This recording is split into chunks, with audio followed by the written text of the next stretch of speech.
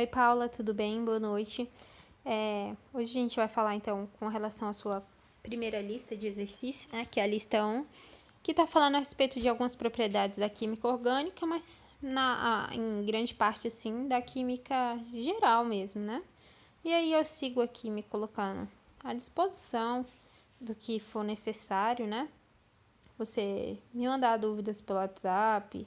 O vídeo com certeza não vai ficar tão longo quanto a aula ficaria, porque durante a aula a gente acaba interrompendo, tirando dúvidas, falando de outros assuntos. Então, estou aqui querendo me colocar à disposição e se você precisar, pode me mandar mensagem que eu vou procurar te atender da melhor maneira possível, tá bom? Então, vamos lá, começar. A lista de exercícios, né? Na questão 1 está dizendo, defina o termo estearina e oleína e em seguida apresente um exemplo para cada classe de composto mencionado. Então, para a gente entender, a gente precisa primeiro entender de quem que a estearina e a oleína vêm, né? Ambas são provenientes, ou seja, ambas são extraídas, né, do óleo de palma. O óleo de palma, por algumas pessoas, é conhecido como óleo de palma mesmo, e por outros como óleo de dendê ou azeite de dendê. Ambos são a mesma coisa, né? A gente está falando do mesmo composto.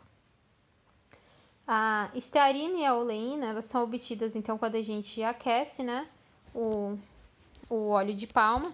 E nesse aquecimento, a gente vai ter uma formação de uma parte sólida e uma parte líquida.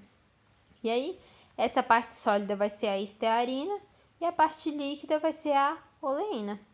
Então, a gente tem a divisão desses dois compostos, né, que são usados para diferentes fins. E a estearina, pelo nome, assim a gente consegue facilitar, porque lembra de um éster, né? Um éster, ele é um composto orgânico que tem a carbonila, que é esse carbono com a ligação dupla com o oxigênio ligado ao outro oxigênio aqui embaixo. Então, a carbonila é esse C dupla O, e para ser o éster ele tem que estar ligado diretamente com esse oxigênio embaixo. Então, muito bem. A estearina vai ser esse éster, então, né? Enquanto que a oleína vai ser um ácido carboxílico. O ácido carboxílico tem uma estrutura muito similar a essa, só que ao invés de ter esse R ligado ao oxigênio, a gente teria um hidrogênio, então estaria o H ligado ao oxigênio. Então, a oleína é C dupla O, OH, enquanto que a estearina é C dupla O, O. E a estearina ela pode ser definida de duas maneiras. E existem duas gorduras mais comuns, né? Que são elas o que eu disse, que é o éster, formado pelo ácido esteárico, né?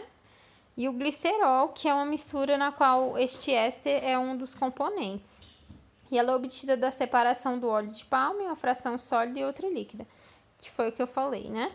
E o triesterato de glicerina é uma fração menor ainda dessa mistura. Mas o triesterato de glicerina a gente não vai citar no momento. A fórmula da estearina, né, a fórmula molecular, é C57H110O6, que é essa figura que eu coloquei aqui embaixo para facilitar a visualização.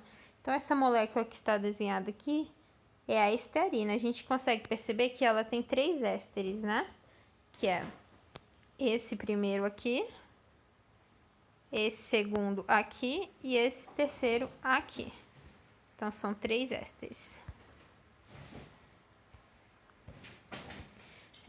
Continuando, então, porque o professor pediu para definir o que é o termo estearina e oleína e depois mencionar alguns exemplos, né?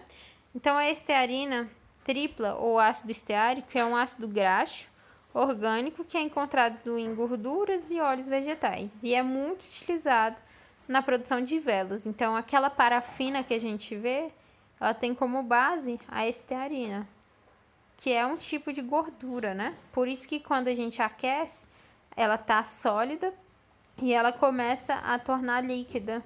e quando a gente resfria novamente, ela volta a ser sólida. Por quê? Porque quando a gente pega, por exemplo, a manteiga na geladeira, aí a gente pega a manteiga na geladeira, ela tá dura.